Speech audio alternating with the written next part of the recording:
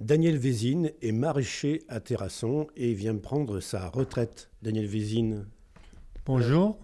Bonjour. un parcours de longues années à Terrasson. Oui, 15 ans au niveau détaillant. Et puis, avant de faire le détail, on était sur le marché de Brive, au marché de Gros, mais les épiceries ont disparu, donc il a fallu se reconvertir au niveau détail. Et on fait de la production de A à Z, c'est-à-dire on part vraiment de la toute petite graine jusqu'à la commercialisation du légume venu. Alors vous aviez un étal sur le marché de Terrasson le jeudi matin et là vous venez de prendre votre retraite. Oui, je viens de prendre la retraite et puis depuis le 1er janvier. Et j'ai cédé ma place à un jeune qui a un stagiaire repreneur qui était chez moi depuis 8 mois et qui prend la succession de mon entreprise. Alors, est-ce que vous allez continuer à venir au marché de Terrasson mais cette fois-ci en client? Je viendrai en client et puis pour revoir les amis, les copains, parce que bon, quand je suis parti, ça fait quand même un trou dans ma tête, quand même, le manque du marché. Et puis même les collègues m'ont dit, eh bien, on va te trouver à dire. Mais bon, c'est une page qui se tourne et il faut laisser la place aux jeunes. Quels sont les légumes de saison en ce moment? Mais les légumes de saison sont toujours les mêmes qu'on avait les autres années, c'est-à-dire épinards, mâches, encore des radis noirs, quelques radis roses, un peu de salade, des poireaux, des carottes, les légumes d'hiver. Vous allez continuer à en faire pour vous-même quand même, vous n'allez pas les acheter si? Mais ce qu'il y a, c'est que je vais me refaire mon petit jardin pour moi-même. Et puis, si en l'occurrence il me manque quelques légumes, eh bien, j'irai les acheter à mon petit jeune qui a repris l'exploitation. Il s'appelle comment donc? Donc il s'appelle Antoine Mieyefos, c'est un petit jeune de la Dornac. Et donc il cherchait à se rapprocher de chez lui. Et vraiment, quand il avait notre installation, ça l'a vraiment botté. Et il est venu avec moi pendant 8 mois en tant que stagiaire repreneur. Et puis depuis le 1er janvier. Et puis la maison Vézine était réputée. Mais disons que c'était la 4e génération déjà. Donc, et puis bon, on fait partie effectivement d'une souche terrassonnaise, une vieille souche terrassonnaise. Donc c'est vrai qu'on était réputés. Alors vous n'allez pas vous ennuyer à la retraite parce que vous aviez anticipé à Terrasson la création d'une aire d'accueil des camping-cars. Et effectivement, ça va faire 3 ans qu'on a ouvert une aire de camping-car à Terrasson. La première année, bon, elle a été un peu boycottée vu qu'on n'a qu'ouvert mi-juillet, donc sans panneaux. Bon, et il est venu quelques camping-cars. Il y a 2 ans, il est venu un peu plus de camping-cars. Et l'année dernière, c'était au-delà de nos espérances. Donc on est content de ce projet. Combien d'emplacements autrement c'est Mais j'ai 21 emplacements pour l'instant. Eh bien, on vous souhaite une bonne retraite, Daniel Vézine. Eh bien, merci. Et puis, vous me verrez passer de temps en temps. Toujours à Terrasson. Merci beaucoup. Sonia Cantoner, qui vient de remplacer Florence Laval à l'association Temps Jeune. Vous êtes coordinatrice. Alors, qu'est-ce que c'est l'association Temps Jeune? Alors, l'association Temps Jeune, c'est une association qui existe déjà depuis une vingtaine d'années sur le Terrassonnais, qui en fait a deux grands objectifs. Le premier, travailler avec les enfants dans le cadre de l'aide aux devoirs, donc pour les enfants de l'école primaire et ainsi que pour les enfants du collège 6e, 5e. Donc c'est un accompagnement pour aider à tout simplement faire les devoirs et à vraiment suivre leur apprentissage pour que ça se passe pour le mieux. Ensuite, deuxième grand axe, les familles. Voilà, donc c'est mener des activités, ouvrir les activités sur tout ce qui est culturel, tout ce qui est ludique, faire connaître tout simplement aussi les alentours de Terrasson, comme par exemple aller visiter des lieux tels que Lascaux ou des choses comme ça, qui ne se font pas forcément, et ce, avec les familles, parce que c'est important de toujours faire le lien, parce que la vie locale, c'est la famille, d'abord et avant tout. Alors là, il y a une soirée un peu originale qui va se passer au centre culturel. Pouvez-vous nous en parler? Alors ça, c'est l'axe de travail sur les familles de l'association. Donc là, on travaille en fait en partenariat avec, en premier lieu, la CAF et les assistantes sociales de secteur. Donc c'est un travail sur tout ce qui est parentalité et en particulier la relation parents-adolescents, qui est un thème important.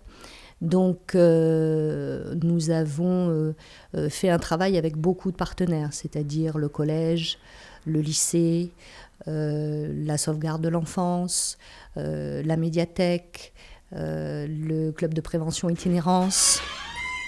Donc vraiment avec le plus de partenaires possible du secteur. Et nous avons décidé de mettre en place différentes actions tout au long de l'année. Première action, ce 31 janvier au Centre culturel, Théâtre Forum. Le Théâtre Forum, c'est un théâtre interactif. Donc une scénette jouée par une troupe qui vient de Bordeaux sur la relation parent-ado. Suite à cette scénette, les spectateurs deviennent acteurs, s'ils le souhaitent, et en tout cas font des propositions en disant mais peut-être qu'on aurait pu faire comme ça, peut-être que la relation, le papa ou la maman peut dire telle chose, etc. Et la scène est rejouée, et ce jusqu'à temps, je dirais, qu'il y ait une issue qui convienne à tout le public. Voilà, donc c'est très interactif, et ça permet surtout d'aborder une question simple. Comment on fait pour parler avec son adolescent ou comment l'adolescent fait pour parler avec ses parents, et de façon vraiment très interactive, sans que ce soit une conférence qui pourrait être un petit peu des fois difficile. Vendredi 31 janvier à 20h30 au Centre culturel de Terrasson, l'entrée est gratuite. Oui, tout est gratuit bien évidemment, donc venez nombreux, parents ou non, puisque c'est un sujet je pense qui peut intéresser vraiment beaucoup de monde. Bernard Baudry, maire adjoint de Terrasson. Vous occupez spécialement du recensement de la population. Ça y est, c'est parti, jusqu'au 15 février. Oui, donc je suis le coordonnateur communal de la commune de Terrasson en ce qui concerne le recensement, qui a démarré le 16 janvier et qui se termine le 15 février. Il faut quand même que tout le monde sache que le recensement est très important. Il sert, si vous voulez, à recenser officiellement le chiffre de la population. De ces chiffres en découlent les participations d'État, les dotations budgétaires qu'on reverse aux communes. Et puis, plus on est de population, plus la dotation est importante. Les agents recenseurs sont munis d'une carte officielle bleu-blanc-rouge, donc ils sont tenus par le secret professionnel.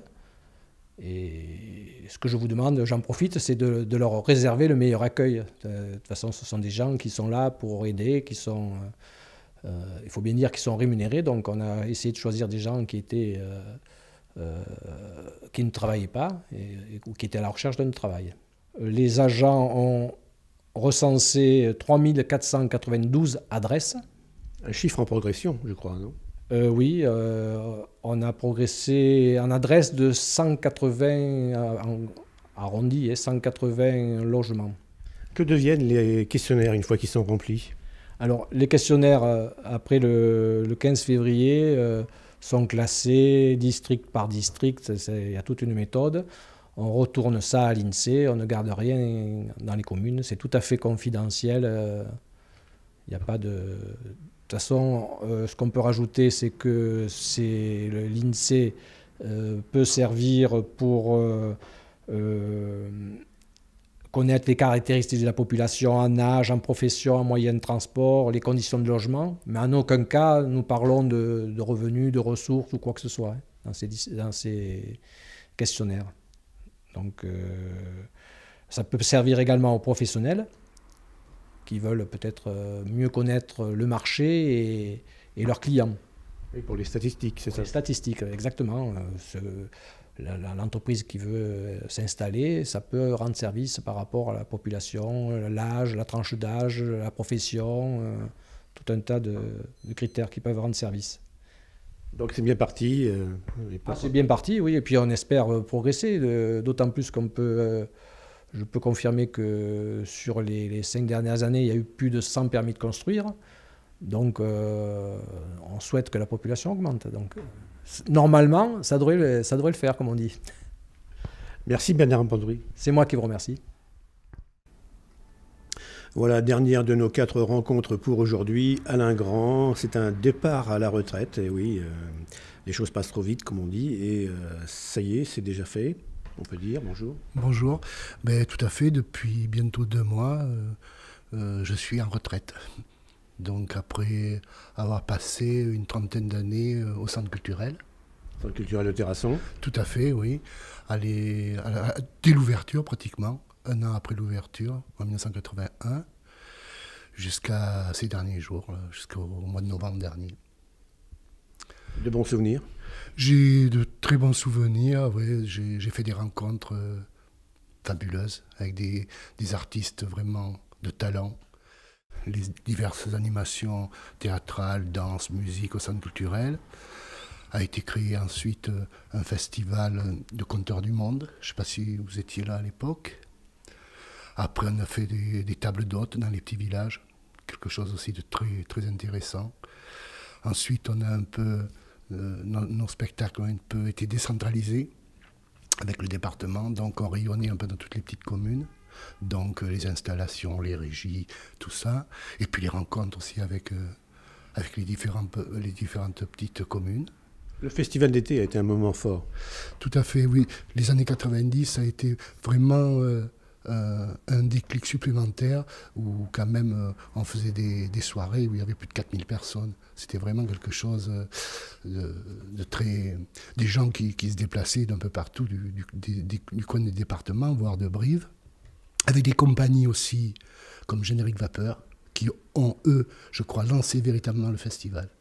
Et d'autres, bien sûr. Mais en fait, c'était des grands moments d'émotion et de joie.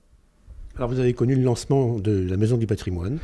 Voilà, oui, tout à fait, puisque je regrette un peu parce que je n'ai pas suffisamment travaillé, quoi. J'ai connu que 2 ans. Quelles sont vos passions? Alors, cette retraite, vous allez vous occuper comment? Je m'occupe, j'ai une grande maison avec un grand jardin. Il y a un parc dont j'ai beaucoup de végétaux à entretenir, d'une part.